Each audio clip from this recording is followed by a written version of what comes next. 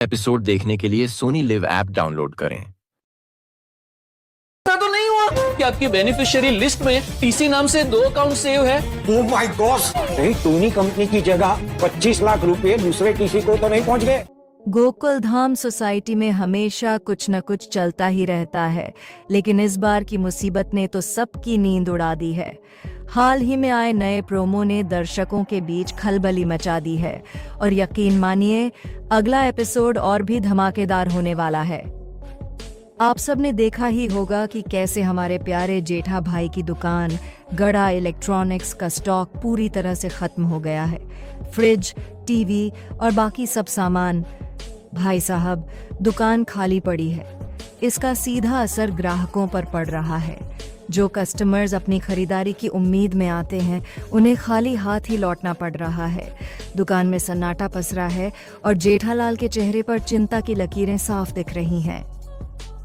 इस गंभीर स्थिति को देखते हुए जेठालाल ने तुरंत अपने भरोसेमंद साथियों नट्टू काका और बाघा से कहा कि वे कंपनी में फोन करके नए स्टॉक का ऑन ऑर्डर दें।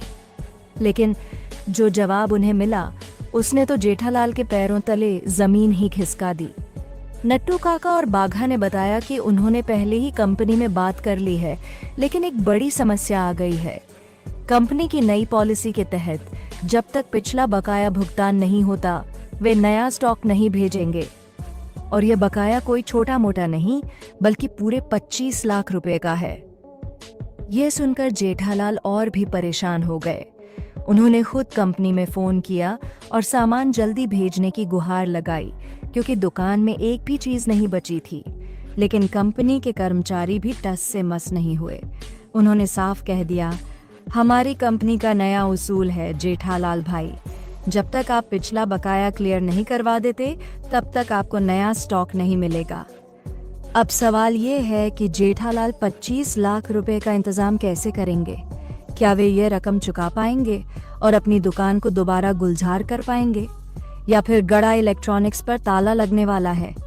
इस मुश्किल घड़ी में गोकुल धाम के बाकी सदस्य क्या जेठालाल की मदद करेंगे? अगला प्रोमो और आने वाला एपिसोड दोनों ही बेहद रोमांचक होने वाले हैं। क्या जेठालाल इस नई चुनौती का सामना कर पाएंगे?